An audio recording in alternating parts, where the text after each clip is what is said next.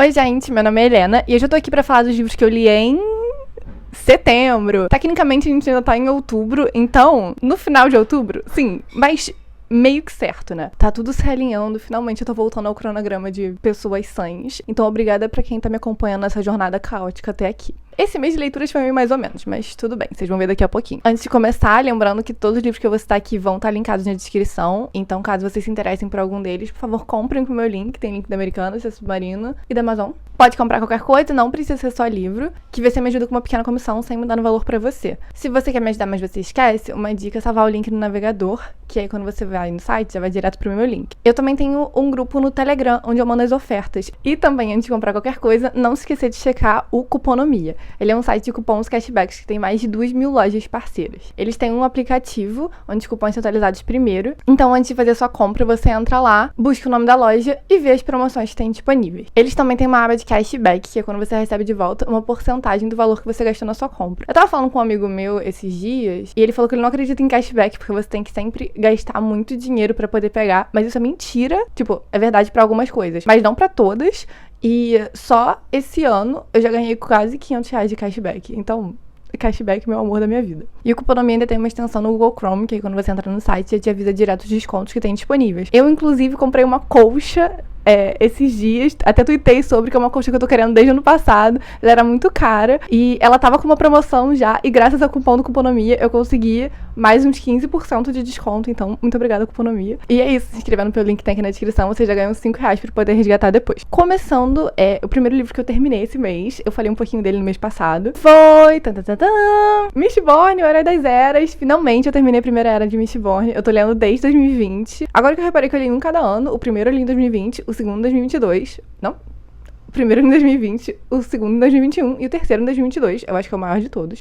Resumindo um pouco Mistborn, né? É um mundo medieval, e no primeiro livro ele tá sendo governado há 1000 anos pelo Senhor Soberano, que é um cara meio tirano, assim, e as coisas estão muito ruins. Tem os nobres, e aí tem os Ska, que são basicamente, quando eles não são pessoas escravizadas, eles têm condições de vidas horríveis. Então um grupo de pessoas, um grupo de vigaristas, se junta pra tentar derrubar o governo. E aí, sem dar nenhum spoiler, o primeiro é muito bom, movido muito pelo enredo, mas também tem personagens muito bem desenvolvidos, o que é difícil por aí, e um sistema de magia incrível, um sistema de magia que é baseado em metais, e eu ia explicar ele aqui, mas ele aumenta muito ao longo dos livros. Nesse livro aqui a gente descobre muita coisa, e coisas que a gente vê que o Brandon tava planejando desde o início do primeiro livro. Então, assim, planejar as coisas mais de 2.000 páginas com antecedência, assim, incrível. E não no mesmo livro, né? Tipo, em livros diferentes de uma trilogia.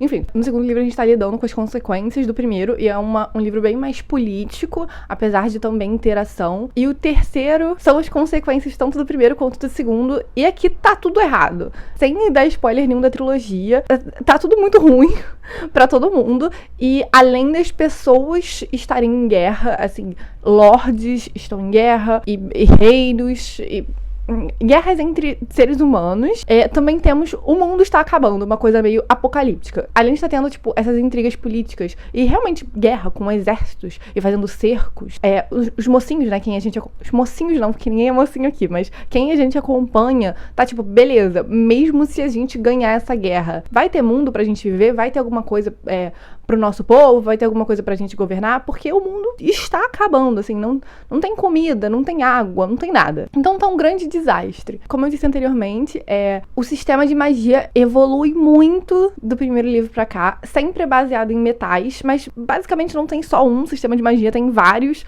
só que é tudo parte de um só, mais ou menos. Começou um pouco no primeiro livro, se expandiu no segundo, e aqui a gente tem um foco bem grande em religião, e como que a religião afeta uma população. E a gente tem...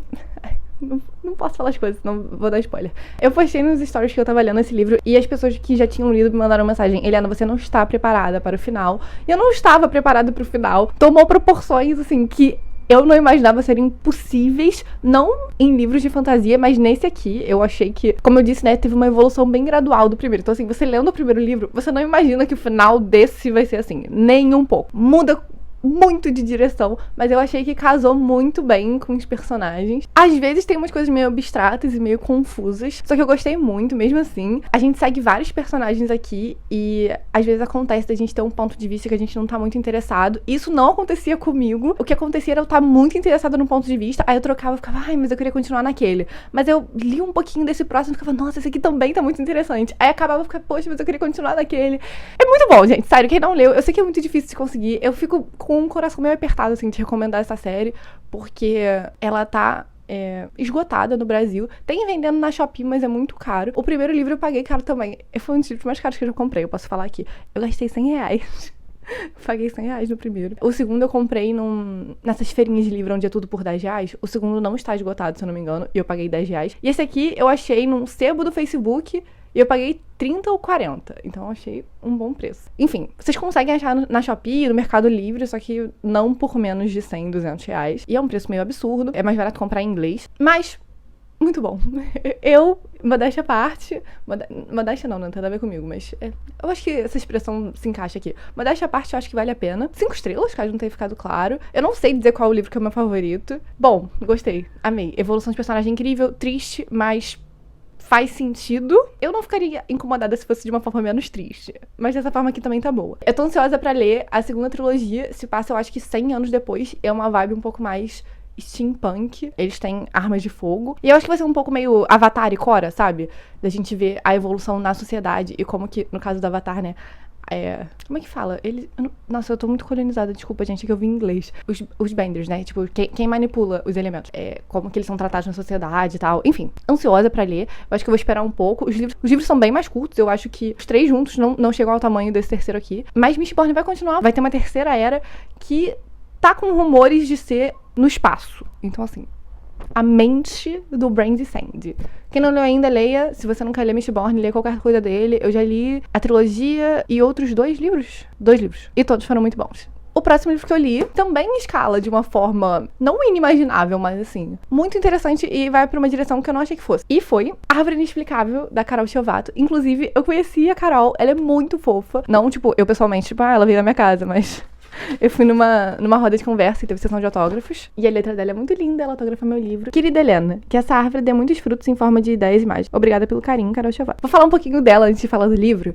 Eu sigo ela no Twitter, né? E ela tem... Deixa eu ver se é essa mesma foto que eu tô pensando. Ela tem essa foto. Não é essa que eu tava pensando. Eu tô imaginando outra foto. Mas sabe, ela tem essa cara de pessoa séria. Eu acho que ela tem uma cara de pessoa séria. De pessoa meio, tipo... séria. Eu usei a palavra certa. Mas ela não é, tipo... Ela é super... Não que pessoas sérias não sejam divertidas. Mas ela é muito divertida. Ela é mais, tipo, extrovertida, assim. E aí a roda de conversa, tipo, foi numa livraria em Botafogo, aqui no Rio. Teve em outros estados também. Ela fez uma tour. E foi muito legal as pessoas perguntando e ela falando. Eu descobri coisas, por exemplo, que ela escreve os livros dela à mão. E depois ela digita e ela falou um pouco também sobre o processo criativo, enfim, achei ela uma pessoa muito incrível e ela foi muito fofa. Aqui fotos nossas de a gente se conhecendo e adorei conhecer ela, foi muito legal e admiro ainda mais o trabalho dela. Eu já tinha lido Porém Bruxa, né? Inclusive, foi uma coisa super legal que quando eu li Porém Bruxa em 2020, eu fiz uma resenha no Goodreads falando e tipo, nossa, eu gostei muito e precisa muito de um segundo livro. E ela respondeu, tipo, estou escrevendo o segundo livro. Eu fiquei, meu Deus, a autora me respondeu. Enfim, relação boa com ela na minha cabeça, né, de forma unilateral, desde 2020. Falando sobre Árvore Inexplicável, né? A gente segue a Diana, que é uma estudante de História. Ela tá terminando História na USP. E acontecem umas coisas um pouco estranhas com elas, que ela chama de... Eu só lembro o nome que ela dá depois. Tá, eu vou chamar de ocorrências. Talvez seja isso. Soa meio certo, mas pode estar um pouco errado também. Que de vez em quando, normalmente perto de teias de aranha, ela vê uma névoa colorida. E fica assim, uns 2 segundos e some. E ela vê desde que ela era criança, ela já tentou falar com algumas pessoas sobre isso. E ninguém nunca conseguia ver, então ela resolveu deixar quieto. Só que agora, mesmo terminando a faculdade, ou seja, com 20 e poucos anos, ela continua enxergando isso. Ai, muito difícil dar sinopse sem dar spoiler, porque eu acho que eu fui ler esse livro sem saber nada, né? Eu acho muito interessante você ser indo e levado e coisas sendo descobertas, assim. Mas, basicamente, um dia ela tá na faculdade e ela vê essa ocorrência de novo. E ela olha em volta e ela vê que outra pessoa viu. E logo depois ela descobre que essa outra pessoa é o irmão do melhor amigo dela, o Miguel. Mas quando ela tenta falar com ele sobre isso, ele fala que não viu nada. Ele, não, você deve ter se enganado. Tipo, não vi nada não. Deve ser, sei lá, um efeito da luz. Mas coisas estranhas continuam a acontecer envolvendo a família do Miguel e do Thiago, que é o amigo dela. E vai escalando de um jeito bem exponencial, assim. Eu quero muito falar o que é, mas ao mesmo tempo eu acho muito divertido você ler sem saber nada. Então eu não vou falar nada. Só sabe que é bom. Se passa em São Paulo. Assim, eu não sou de São Paulo, sou do Rio, né? E eu fui só 3 vezes em São Paulo. E eu não conheço nada de São Paulo. Mas dá pra sentir a energia do Brasil e eu gosto disso. É interessante a gente ler gírias. A Carol até falou isso lá na roda de conversa. Ela falou, cara, é muito legal a gente escrever, tipo, pô, cara, não sei o quê. É uma coisa que a gente não imagina que a gente possa fazer. E é meio revigorante, assim, a gente ler a forma que a gente fala em livros contemporâneos, né? Falando um pouco sobre os temas, pra não dar nenhum spoiler, porque a jornada é boa.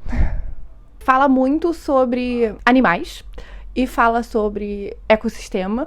E fala sobre corrupção.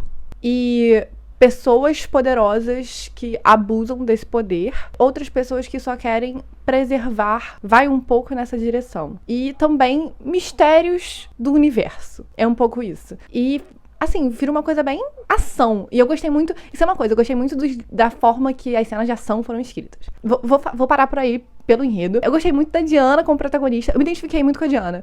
Cara, eu lembro de eu pensar isso em certos momentos. E logo depois, eu tenho esse conhecimento de eu me identifico com a Diana. Isso não acontece muito, eu não costumo me identificar com protagonistas ou qualquer outro personagem. E depois eu tentar lembrar porque eu não consegui lembrar. Mas eu tenho esse conhecimento. Então, se você lê e você acha a Diana legal, eu me identifico com a Diana. Eu falei isso com a Carol também. Deu falar, tipo, eu tava lendo no Kindle, no ônibus, fiquei me sentindo muito a Diana, porque ela sempre pega ônibus lotados pra ir da casa dela pra USP e tal. Ela ficou, hahaha, é mesmo.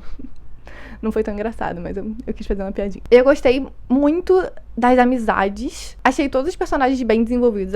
Achei as ações condizentes. E mesmo quando eu penso, poxa, nessa situação eu acho que eu não agiria dessa forma. Tipo, eu compreendo você estar agindo dessa forma. E tem representatividade também, tanto com questões de gênero quanto com questões raciais, assim, tipo, é um grupo de amigos, esse grupo de amigos é bem diverso. E isso é incrível, isso, tipo, é a realidade, né? Enfim, incrível, muito bom. Eu acabei dando 4 estrelas. Eu acho que esse livro aqui também pode ter uma continuação. Eu gostei muito, eu recomendo. E dá pra ver que é uma coisa muito bem pesquisada, sabe? Tudo que é feito, no final dos agradecimentos ela fala. Então, assim, é uma história que, sendo um livro de ação, eu diria que esse livro é de ação. E realismo mágico. Realismo mágico com ação. Assim como Porém Bruxa, né? Que é policial. Enfim, 4 estrelas. Recomendo muito Carol Chevato. Essa capa é linda, tem coisas holográficas. E esse foi o primeiro livro da Carol publicado pela Suma. Antes ela publicava de forma independente, se eu não me engano. E Porém Bruxa vai ser relançado pela Suma. Então é isso, muito feliz. A escrita dela é muito boa e é muito bom ler livros nacionais onde o livro é bem pesquisado, bem escrito, com personagens bem escritos e uma escrita boa. Ai, lindo, lindo, perfeito. Terceiro livro que eu li meio de bobeirinha, foi A Fantástica Fábrica de Chocolate, do Roald Dahl. Eu li de uma vez. Vocês viram que eu li Matilda mês passado. Tá no Lidos de mês passado, agosto.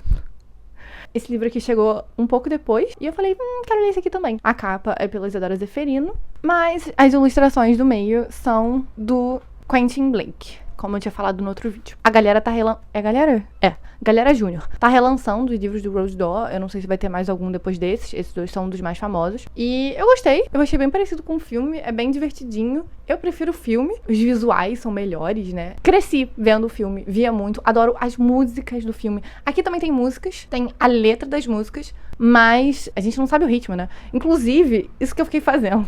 Quando tinha a letra da música, eu ia no Spotify, botava a música do filme e ficava tentando cantar essa letra aqui no ritmo, em voz alta, pra entrar no clima. Olá! Eu esqueci completamente de falar sobre o que o livro é. Porque, não sei, eu assumi que as pessoas já sabem por causa do filme.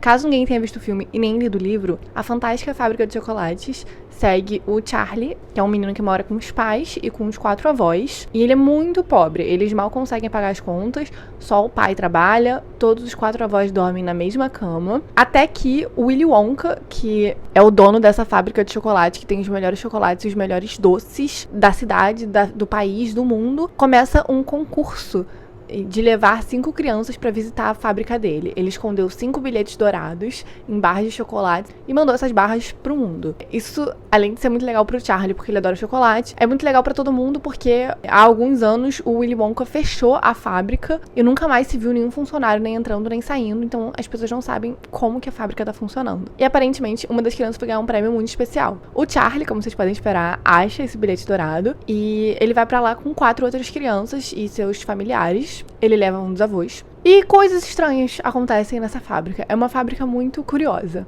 É um livro bem infanto-juvenil, assim, nas coisas surreais que acontecem, mas é bem divertido. Quem viu o filme é bem essa vibe, assim, mas eu prefiro o filme.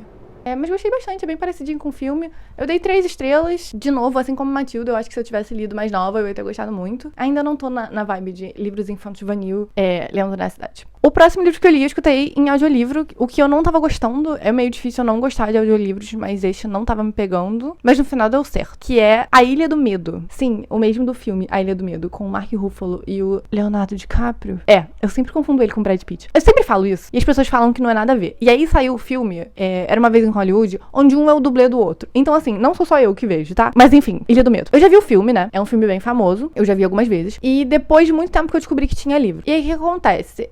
Eu queria esquecer a reviravolta do filme pra poder ler o livro. O que não aconteceu. Faz anos que eu não vejo esse filme tentando apagar da minha mente a reviravolta. É um livro /filme com uma grande reviravolta no final. Mas eu não consegui. Principalmente a cena final. Então eu desisti. Tinha combinado de ler com o Lucas Barros. E eu fui ler o livro. No início, eu não tava curtindo. Tava só escutando o audiolivro, né? Tem disponível no Scribd. E eu não sei, eu acho que eu tava confusa com os personagens. Eu acho que o narrador não fazia uma voz diferente o suficiente pros personagens. Aí eu ficava confundindo quem era quem. Eu não falei a sinopse, né? Desculpa. É assim, eu esqueci o nome do protagonista, o Leonardo DiCaprio. Chamar ele Leonardo, mas não é tipo Ted. Talvez seja Ted, mas pra não falar errado, porque com certeza tem o Ted, eu não sei se é ele, eu vou falar Leonardo. Temos o Leonardo DiCaprio, que é um policial, e ele está indo para essa ilha, que é o nome do livro em inglês também, né? Shutter Island. Porque uma paciente desapareceu. É uma ilha onde tem um hospital psiquiátrico de segurança máxima. Então, pessoas que estão lá são pessoas com transtornos mentais que cometeram crimes. E uma pessoa da ala A ou B desapareceu no meio da noite, sem deixar rastros, tem muitas seguranças, corredores, e eles estão lá pra investigar isso. Não tem muita gente nessa ilha, uma ilha pequena, uma ilha cheia de desfiladeiros e penhascos e esse tipo de coisa. Eu acho que tem 42 ou 43... Se esse número estiver certo, isso foi uma boa sacada. Pacientes. E coisas estranhas começam a acontecer. Ele tem um parceiro, que eu também não lembro o nome, que é o Mark Ruffalo no filme. Então a gente vai chamar ele de Mark. Então o Leonardo DiCaprio e o Mark Ruffalo estão lá nessa ilha, tentando investigar o que tá acontecendo. Isso não é atual, eu acho que é na época da Segunda Guerra. É pós-Segunda Guerra. Eu acho que é pós-Segunda Guerra. Porque tem esse papo de... Tem meio que umas teorias nazistas, assim. Enfim, começa a ter umas teorias de que alguma coisa tá errada. Como que uma paciente desaparece de uma cela no meio de um hospital, no meio de uma clínica de segurança máxima, com muitos seguranças e muitos médicos. E eles vão entrevistar as pessoas, tem gente que parece que tá mentindo. Então, assim... Ela fugiu mesmo? Tem gente envolvida? O que eles estão fazendo ali? É tudo um grande mistério que parece ficar uma grande conspiração. E assim, nossa, assim como os outros livros desse mês, as coisas vão escalando muito. Até mais ou menos 60% eu não tava gostando, porque era uma coisa bem repetitiva. Eles entrevistavam alguém, a pessoa era suspeita, aí eles, isso parece suspeito. Essa pessoa que desapareceu deixou pistas em códigos. Então, assim, eles achavam outro código, tentavam desvendar, não conseguiam, ou conseguiam. Aí levava pra outra coisa. Essa outra coisa é suspeita. Então, assim, foi uma coisa muito repetitiva, com personagens que, pelo audiolivro, eu não tava conseguindo diferenciar. Mas a partir de 60%, as coisas pegam num ritmo e esse ritmo não para até o final. E aí que ficou bom. A reviravolta é muito boa. Quem viu o filme, ou leu o livro também, né? Mas é que o filme eu acho mais provável de pessoas conhecerem. Sabe? Tanto a reviravolta, quando você, caramba, é isso que tá acontecendo. E a reviravolta tá acontecendo, e você tá tipo, mas será que isso é verdade? Será que isso é verdade que tá acontecendo? Então é um livro que tem tanta coisa de conspiração, tanta paranoia, que você começa a questionar se a reviravolta é real. Isso é uma das coisas. A reviravolta é real? E tem uma outra coisa, o que, tipo, não sei se é o epílogo, mas é o último capítulo. E a gente fica, tipo, muito bom. Então, eu fiquei meio dividida em como dar uma nota pra esse livro, porque até os 50, 60% eu tava, 2, 3 estrelas. Maneirinho, mas nada demais. Dos 60 pra cima, muito bom. Então, uma coisa entre 3 e 4 estrelas. Eu dei uma nota aqui, né, pra mim. Vamos ver o que eu dei na época. Dei uma nota. Helena Livros. Eu tenho uma planilha no Notion. Eu não atualizo o Scoob, eu demoro pra atualizar o Goodreads, mas eu tenho uma planilha no Notion, então pra mim eu sei. Ilha do Medo. Dei 3 estrelas. Talvez 4. Sinceramente, até 60% é entre 2 e 3. E de 60% pro final é entre 4 e 5. Tem esse ritmo bem frenético, mas também tem personagens bem desenvolvidos. O protagonista tem um trauma muito grande, que a esposa dele faleceu num incêndio no apartamento dele. E assim, ele não conseguiu processar esse luto ainda. E isso é uma coisa muito presente, ele tem muitos sonhos com ela. É mais enredo, mas tem essa parte psicológica do protagonista. Recomendo. Talvez veja o filme, porque eu acho que, assim, como eu falei, não vejo há muitos anos, mas eu acho uma boa adaptação. E... atores bons. bom filme. Livro não tão legal até 60%, então vê o filme. Mas pode ler o livro também, eu gostei. Vocês estão vendo que eu gostei. E por último, o que eu terminei? Isso mesmo. Esqueci o nome do livro. Telefone Preto e Outras Histórias, do Joe Hill. Lucas, que me indicou esse livro. Lucas Barros. Por que você fez isso? Mentira. É legal, mas demorei muito tempo pra ler. É um livro de contos. Eu tinha lido mais ou menos metade dos contos, porque eu ia ver Telefone Preto no cinema. Então eu li todos os contos até Telefone Preto. Fui ver o filme, parei de ler. E aí depois eu terminei de ler os contos. Vou falar um pouquinho de cada história pra falar o que eu achei. São histórias bem curtas, acho que nenhuma passa de 30 páginas. Começando logo depois de Telefone Preto, tem Entre as Bases. Não entendi muito essa, acho que teria que reler. Entendi, mas assim, é uma história que... É um cara que ele trabalha numa loja e ele é meio agressivo. E aí ele é agressivo demais com uma colega de trabalho dele. E ele acaba sendo demitido e ele sai de lá frustrado e ele presencia uma cena horrível. E é meio que isso, assim, é sempre bem escrito. O Joe Hill escreve muito bem e ele consegue construir tensão muito bem. Eu estava tensa lendo esse, só que eu achei um final meio abrupto e não entendi muito o ponto desse conto. Rimou.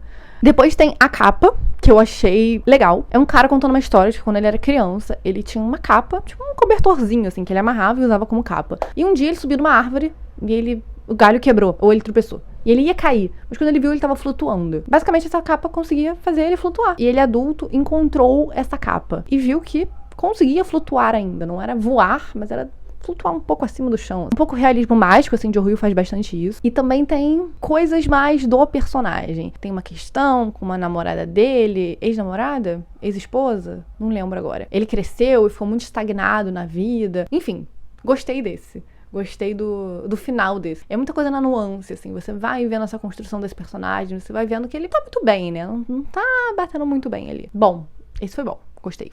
Esse próximo, Último Suspiro, pareceu muito um episódio de Black Mirror. É um cara que ele tem um museu. Me lembrou aquele episódio do museu macabro, assim, de Black Mirror. Mas ele tem um museu de últimos suspiros. Então são vidros selados que supostamente contêm os últimos suspiros de pessoas. Aí tem algumas pessoas que são famosas, acho que tem o Edgar Allan Poe, e tem outras pessoas não tão famosas assim. Uma família vai visitar esse museu, um pai, uma mãe e uma criança, e parece que é um museu bem assim, tipo, meio de estrada, até que a mãe fica muito inquieta e quer ir embora dali, tá sentindo uma coisa pra ir embora dali. Eu achei o final desse interessante, mas eu queria, assim, eu entendi, mas eu queria entender mais profundamente por que a mãe ficou tão inquieta. Esse próximo também, de novo, constrói tensão muito bem. Tu tava construindo pra alguma coisa que eu acho que não chegou em lugar nenhum. É sobre um cara que não tem casa, ele é tipo, basicamente um mendigo, assim, né? E ele fica indo de lugar em lugar. Eu acho que é meio antigo, sei lá, anos pré-80. Inventei. E ele, assim, vai pros lugares de trem, até que ele chega numa casa pedindo comida. É a casa de uma viúva, e essa viúva ajuda ele, dá comida, dá roupas do marido que tinha acabado de falecer. Fala, não vou fazer nada com essas roupas, pode pegar roupas, sapatos. E é isso. E tem um final um pouquinho inquietante, mas nada demais. Faz questionar se tem alguma coisa sobrenatural acontecendo, mas eu acho que não, então eu não entendi muito o ponto desse conto. Esse próximo eu gostei muito, mas eu não entendi. O nome é A Máscara do Meu Pai, e é sobre um garoto que os pais, ele tem uns 13 anos, e os pais dele estão levando ele pra passar o fim de semana numa cabana na floresta, que era uma cabana dos avós dele. A mãe sempre inventa uns joguinhos, assim, e ele segue com joguinhos, falando, tipo, vamos brincar de fingir, então, faz de conta. E a mãe tá, tipo, a gente tá indo fugir porque as pessoas cartas estão indo atrás da gente, e elas querem te pegar. E a gente não pode deixar elas verem você. Então, às vezes, passava um carro, ela baixa. E ele tava tipo, beleza, tô meio grande, tenho 13 anos, né? Mas vou seguir nessa brincadeirinha. E aí, chegando nessa casa, eu acho que ele nunca tinha ido nessa casa, eu tinha ido quando ele era muito pequeno. A casa tem muitas máscaras. E chegando lá, os pais começam a se comportar de uma forma muito estranha. O pai parece que não reconhece ele. As máscaras são esquisitas. A mãe quer muito que ele coloque uma máscara, falando que o pessoal das cartas não pode ver ele lá. Até que ele vai passear na floresta. Ele se perde na floresta e ele vê crianças estranhas nessa floresta. Enfim, é tudo uma coisa inquietante, assim. Esse conto dá muito essa sensação. Eu li 2 vezes pra ver se eu pegava alguma coisa que eu não tinha pegado. E o final é muito interessante. Ó, eu tô meio arrepiada falando dele. Sério, esse eu gostei muito, assim. Eu gostei da história. Não entendi direito, não entendi várias coisas, mas eu acho que não é pra entender ou foi deixado vago de propósito. Então, muito bom. E o último conto, estamos acabando, Internação Voluntária. Também achei muito bom. A gente segue um cara e o irmão dele acabou de desaparecer. E ele tá lembrando da infância dele com esse irmão. E esse irmão sempre foi meio diferente, desde que ele era criancinha. Ele construía coisas. Às vezes ele construía coisas com palitinhos de picolé. E às vezes era com copos, empilhando, assim. E ele fazia construções, até que ele começou a fazer coisas com caixas de papelão. E ele fazia grandes construções. Ele usava o porão e era uma rede de túneis, basicamente, só que sempre tinha uma coisa um pouquinho inquietante. Aí, esse protagonista também tinha uma amizade com um cara que era basicamente um bully, e esse bully, de repente, desapareceu de uma forma meio misteriosa. É isso, não vou falar mais nada. Bom, gostei. Gosto dessas coisas, brinca com realismo mágico, e a maioria dos contos dele brinca, o anterior também brinca com realismo mágico. Muito interessante. Tava reclamando aqui agora, mas eu gostei. Eu gosto muito do Joe Hill. Tem um outro livro dele que é Carrossel Sombrio e Outros Contos, que eu li em 2020, eu acho. E eu gostei muito, e tem alguns contos dele que eu penso até hoje. Eu acho que esses são os contos bons, quando você fica pensando depois. O primeiro conto desse livro, de agora que eu tô falando, do Telefone Preto e Outras Histórias, que eu falei no vídeo anterior, de livros do mês, penso nele também, acho muito bom, e foi um dos melhores, eu acho, que é meio que uma história dentro de uma história. Enfim, o livro tem quantos contos? Bastante. Vamos contar. 15 contos. É bastante coisa e não é pra agradar todo mundo. Eu não desgostei de nenhum. Tem alguns que eu achei sem sentido e não ter porquê ele estar ali. Mas outros eu gostei muito. Então, dei 3 estrelas. Tava reclamando aqui, mas eu acho que vale a leitura. Se você acha que a sua opinião é parecida com a minha, às vezes você lê só os que eu falei. E aí, se você acha que é bom, lê os outros. Mas aí vai ser meio ruim, né? Porque você vai ler os melhores primeiro e vai se decepcionar com os outros. Então, talvez, se você quer ler tudo, começa com os piores, na minha opinião. Se a sua opinião é parecida com a minha. Enfim, é isso. Esses foram os livros que eu li em setembro. Eu falei que tinha sido ruim, mas não foi, né? Eu só falei bem. Porque eu li pouquinho, né? Eu achei que eu tava lendo mais. Eu achei que eu tava lendo muito em setembro. Mas é porque eu tava lendo Mistborn, que é grande. Então eu tava com a sensação de que eu tava lendo muito. Me falem o que vocês leram em setembro, caso vocês lembrem, por favor. Me falem se vocês leram algum desses livros que eu falei aqui e qual a opinião de vocês. Se vocês leram o do Joe Hill, qual foi o conto favorito e qual foi o menos legal. É isso. Espero que vocês tenham gostado e até o próximo vídeo. Tchau!